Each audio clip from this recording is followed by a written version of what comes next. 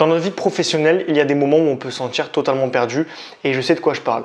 Moi-même, j'en ai fait les frais. J'ai fait un burn-out et un bore-out dans plusieurs tafs salariés et au bout d'un moment, j'ai eu besoin de me remettre en selle, de faire une pause un petit peu pour voir où j'en étais dans ma vie professionnelle parce que je suis jeune, parce que la plupart des tafs que j'ai fait m'ont plus détruit que formé. Donc j'ai eu besoin au bout d'un moment de me remettre sur selle et de comprendre ce qui n'allait pas. J'ai donc connu des moments où je ne savais plus quoi faire, j'avais l'impression de ne pas être à ma place, de ne pas être sur le bon chemin, de ne pas vivre ma vie idéale. Et si vous ressentez aujourd'hui ces mêmes symptômes, alors n'ayez pas honte de les ressentir parce qu'il y a énormément de gens qui les ressentent, mais peu de gens arrivent finalement à les verbaliser, à les accepter et surtout les assumer en public. La plupart des gens vont se dire qu'ils préfèrent rester dans le moule, ce que la société préconise pour eux, et au final, ils subissent leur vie professionnelle toute leur vie.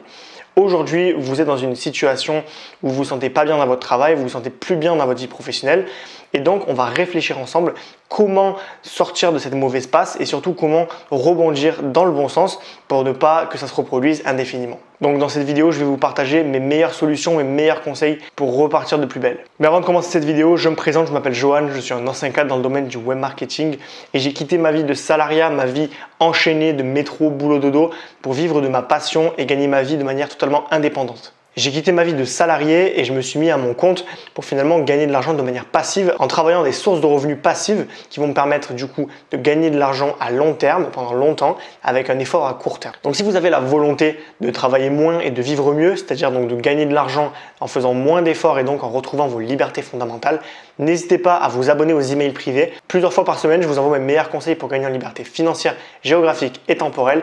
Et n'hésitez pas aussi à vous abonner à la chaîne pour ne pas manquer les prochaines vidéos. Voilà, tout est dans la description. Donc quand ça va pas, quand on se sent au pied du mur, que notre travail ne nous plaît plus, il est temps de faire déjà un bilan professionnel. Je ne vous parle pas forcément du bilan de compétences, mais je vous parle plutôt de faire un bilan honnête sur votre vie. Est-ce que vous aimez votre travail? Posez-vous cette question sincèrement. Est-ce que vous aimez tous les matins vous lever et faire les tâches qui vous sont incombées? Est-ce que vous appréciez travailler dans votre équipe actuelle? Est-ce que les valeurs auxquelles vous répondez sont en concordance avec votre personnalité? Vous devez vraiment vous poser toutes ces questions pour réussir à avoir une réponse simple et précise de est-ce que vous aimez votre travail? De même, est-ce que votre style de vie vous convient? Et là, je ne parle pas de la société, je ne parle pas de ce que les gens font autour de vous, mais est-ce que vous, le mode de vie que vous avez actuellement, c'est-à-dire vous levez tous les matins, aller travailler à la même heure, avoir 5 semaines de CP, est-ce que ça vous convient? Ou est-ce que vous avez au fond de vous l'impression de passer à côté de votre vie idéale, finalement d'être à un endroit où vous ne devriez pas être? Donc ces questions-là, il faut avoir le mérite de se les poser et je sais ô combien c'est difficile d'y répondre parce que souvent on a peur d'y répondre parce qu'on se dit que si on y répond, ça va devenir réalité. La plupart des gens ressentent des malaises dans leur travail mais n'osent pas finalement les formaliser, les mettre sur papier, tout simplement parce qu'ils disent que le jour où ils vont les formaliser, le problème va devenir vrai. Sauf que le problème, il est déjà vrai pour la plupart des personnes. Et les personnes subissent un petit peu leur vie professionnelle, tout simplement parce qu'il est acquis aujourd'hui que c'est normal d'avoir un CDI, c'est normal de travailler 7 heures par jour, sauf qu'en fait, ça ne marche pas vraiment comme ça. La société, c'est quelque chose, mais vous êtes autre chose. Donc, essayez de vous dissocier de cette réalité-là et de trouver sincèrement si vous aimez votre travail, les missions que vous effectuez et votre style de vie. Si une de ces réponses est non, alors il est possible qu'une simple introspection ne soit pas suffisante pour sortir de ce mauvais pas et c'est pour ça qu'on va passer directement à l'étape 2. Voilà, donc je vous invite à prendre quelques jours de vacances dans un endroit calme, à la campagne, avec de la verdure, un endroit où vous pouvez vous ressourcer en tant qu'humain et donc pas avec les réseaux sociaux et compagnie, juste vous et vous-même. Prenez une retraite, on appelle ça une retraite, on se met dans un lieu, on se déconnecte, on est avec personne et on réfléchit à notre vie, au sens de la vie, à ce qu'on voudrait faire et compagnie. Il faut vraiment se dissocier en fait de tout ce qui va être autour, c'est-à-dire la peur de manquer d'argent, la peur de ne pas être dans la case, de se faire rejeter par les gens. Il faut vraiment prendre du recul avec tout ça et penser sincèrement à soi, à penser vraiment comme si on était seul au monde. Donc ça, c'est super important. Et à l'issue de ces quelques jours de repos, vous pourrez totalement savoir si vous pouvez simplement vous remettre parce que vous avez fait un petit burn-out et un simple moment de repos vous suffit à aller mieux, ou alors si vous devez vraiment prendre le taureau par les cornes et passer à l'étape 2 de cette vidéo, c'est-à-dire trouver ses passions et ses compétences pour rebondir ailleurs. Ok, donc vous avez conscience que vous n'êtes pas forcément heureux dans votre situation actuelle, le salariat ne vous convient pas forcément, vos missions ne vous font pas vibrer, vous manquez de sens à votre carrière et vous avez besoin finalement d'autre chose. Vous voulez voir autre chose, changer de voie et c'est tout à votre honneur. Félicitations d'avoir pris ce choix. On va s'intéresser un petit peu aux besoins humains pour comprendre avec précision pourquoi ça va mal. En fait, les humains, nous, on a 5 besoins fondamentaux. Et ces besoins, ils ont été théorisés par Maslow, qui a fait du coup la pyramide de Maslow, qui permet de voir en fait tous les besoins humains. Donc en premier, on a les besoins physiologiques, qui sont des besoins standards de survie, donc boire, manger, dormir, qui sont des besoins essentiel à la vie humaine. Si on ne mange pas, on meurt. Si on ne boit pas, on meurt. Bon, je ne vous l'apprends pas. Et du coup, on a besoin de ça pour être bien dans notre peau. Ce besoin-là, c'est un besoin primaire. C'est-à-dire que tous les autres besoins sont effacés au profit de celui-là. Si vous n'avez aucun besoin qui est rempli, celui-ci sera le plus urgent à remplir. Une fois qu'on a atteint les besoins physiologiques, on s'intéresse aux besoins sécuritaires qui sont le niveau 2 des besoins, qui sont donc le fait de pouvoir se mettre en sécurité dans une maison, être dans un quartier bien fréquenté, être dans un endroit où vous vous sentez à l'aise dans votre environnement de vie. La sécurité, ça passe aussi par le fait d'avoir beaucoup d'argent, enfin du moins assez d'argent pour survivre et se payer un certain confort, donc un matelas de bonne qualité, donc je vous disais acheter une maison dans un bon quartier, etc. Donc ça va être vraiment intimement lié à l'argent, le besoin de sécurité. Le truc, c'est que quand on se sent pas bien dans son travail, c'est souvent parce que on a les deux besoins principaux qui sont remplis, parce qu'évidemment un CDI ça nous permet de vivre, donc de manger, d'acheter une maison et compagnie, mais les trois besoins au-dessus ne sont pas forcément remplis, donc on peut se sentir malheureux. Donc le besoin de sécurité, c'est pas une fin en soi, c'est quelque chose qu'il faut prendre en compte, mais c'est pas une fin en soi. Si vous vous arrêtez au besoin de sécurité, il y a de fortes chances que vous vous sentiez mal dans votre travail, et c'est peut-être ce qui se passe aujourd'hui. Ensuite, on a le besoin d'appartenance. Donc le besoin d'appartenance, c'est le fait d'appartenir à une tribu, à une famille, à finalement de se sentir intégré dans quelque chose de plus grand, un projet. Et ce truc d'appartenance-là, on peut le ressentir dans le travail, donc des fois, on peut aussi le ressentir avec ses amis, avec une association, peu importe. Mais dans tous les cas, c'est un besoin qui est très important. En quatrième position, on a le besoin d'estime, c'est-à-dire d'être reconnu par ses pairs.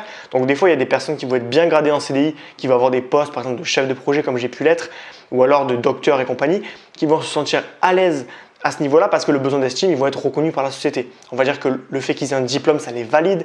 Le fait qu'ils aient une profession autant qualifiée, ça les valide également. Donc ça va leur servir dans toute leur vie et ça va combler un besoin important pour l'humain, le besoin de se faire reconnaître par ses pairs. Et enfin, le dernier besoin auquel on va s'intéresser, c'est le besoin d'accomplissement. Le besoin d'accomplissement, il est assez spirituel. C'est le fait de se sentir libre, de se sentir bien dans sa vie, de se sentir à sa place, au bon moment, au bon endroit. Et ce besoin d'accomplissement, c'est un petit peu celui auquel je réponds avant le besoin de sécurité, dans le sens où je vous apprends à faire de l'argent avec du revenu passif, mais je vous apprends surtout à profiter de votre vie à fond, de vous réapproprier vos libertés fondamentales. Et ça, ô combien c'est important de se sentir libre, de vivre sa vie comme on a envie de la vivre et de ne pas être contraint par des horaires, par un emploi du temps, par un travail qui nous fait chier tout simplement. Donc voilà, vraiment, l'idée, c'est d'avoir ces 5 besoins, même si ça peut ressembler à un mythe. Mais voilà, si aujourd'hui vous ne vous sentez pas à l'aise dans votre travail, il convient vraiment de regarder quels sont les besoins qui vous font défaut et par quels moyens finalement vous pouvez corriger ces carences. Donc ok, là on est passé à l'étape numéro 2 et on va trouver vos passions et vos compétences pour un petit peu dessiner un avenir professionnel qui pourrait s'adapter à votre personnalité. Donc premièrement, je vais vous demander de prendre une feuille de papier et d'écrire 10 de vos passions. Alors passion, évidemment, ça peut être étendu à centre d'intérêt. On n'a peut-être pas tous 10 passions. Dans tous les cas, on a tous des choses qu'on aime faire. Moi, par exemple, je peux vous dire, j'aime jouer aux jeux vidéo, j'aime faire des vidéos sur YouTube, j'aime l'argent, il y a beaucoup de choses que j'aime. Donc écrire, par exemple, aussi. Il va y avoir pas mal de trucs qu'on peut trouver autour de soi. Ça peut être du sport, ça peut être des compétences artistiques, ça peut être n'importe quoi. Tout ce qui vous plaît, vous l'écrivez. Même si vous pensez que ça ne s'agira à rien, vous l'écrivez quand même. L'idée étant d'avoir 10 passions ou centres d'intérêt. Donc faites ça et ensuite remettez la vidéo sur play pour passer à l'étape suivante. Ensuite, on va s'intéresser à vos aptitudes naturelles. Donc là, encore une fois, c'est différent des passions. Les passions, c'est ce que vous aimez. Vous pouvez aimer quelque chose mais ne pas être particulièrement bon dans le domaine. Comme vous pouvez ne pas aimer quelque chose mais être bon dans le domaine. Par exemple, j'aime bien le code informatique mais je ne suis pas excessivement bon dans ça. Je suis bon mais je ne suis pas au point d'en faire un métier. Donc voilà, il faut vraiment essayer de trouver toutes les compétences que vous savez faire. Donc par exemple, j'écris bien, je m'exprime bien à l'oral, je suis ouvert avec les gens et du coup, vous faites des conclusions, vous mettez tout et vous reliez ensuite vos passions et vos aptitudes par des petits traits qui montrent que par exemple, si vous aimez écrire des vidéos et que votre attitude naturelle, c'est de savoir bien écrire, alors vous avez un match, quelque chose qui va vous permettre d'évoluer facilement dans ce domaine. C'est super important de partir de ses attitudes personnelles et de ses passions pour la simple et bonne raison que si vous choisissez de vous mettre dans un créneau où vous êtes par exemple passionné mais pas bon, vous allez vous heurter à une concurrence de gens qui savent le faire mieux que vous et donc vous allez beaucoup plus batailler pour arriver au même résultat qu'eux. Alors que si vous vous mettez dans un domaine où vous êtes bon naturellement, vous allez écraser la concurrence et faire beaucoup moins d'efforts, donc potentiellement être au top de la liste. Donc vraiment, intéressez-vous à ça. et aller en ce sens. Enfin, interrogez vos valeurs. Quelles sont les valeurs de votre métier et vos valeurs personnelles? Est-ce que vos valeurs sont compatibles avec ce que vous faites aujourd'hui? Par exemple, si vous êtes policier et que vous avez des valeurs qui sont autour de la justice, du droit, finalement de la droiture, de la justice dans la société, dans ce cas-là, vous avez un match qui va se faire. Si vous êtes avocat mais que vous n'aimez pas la justice, clairement, vous avez un mauvais positionnement. Ok, ensuite, une fois que vous avez fait votre bilan, que vous avez défini vos valeurs, vos compétences et vos passions, vous pouvez tout simplement trouver l'activité, le moyen passif de générer de l'argent qui va coller avec vos attitudes et vos passions. Je m'explique.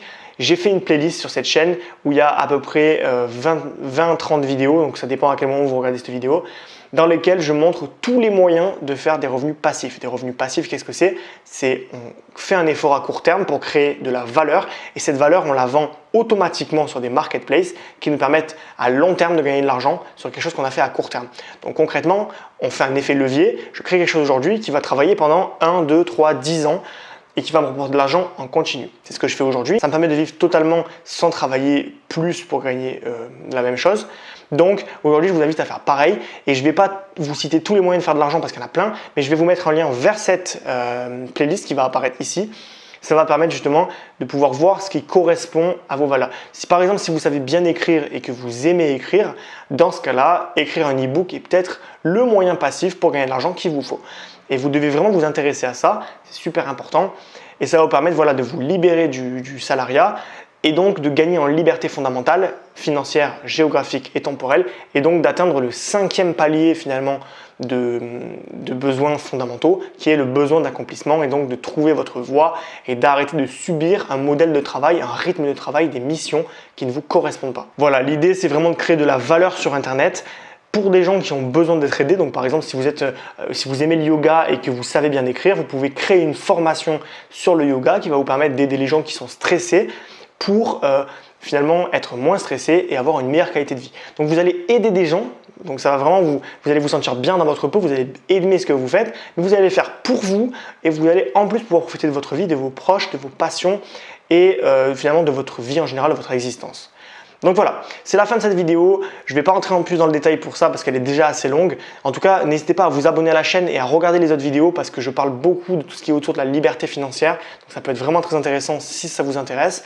Et n'hésitez pas aussi à vous abonner aux emails privés, le lien est dans la description. Plusieurs fois par semaine, je vous envoie mes meilleurs conseils pour gagner en liberté financière, géographique et temporelle et pour vous émanciper une bonne fois pour toutes du salariat et enfin retrouver la joie de vivre, trouver votre voie professionnelle et avoir la meilleure vie possible.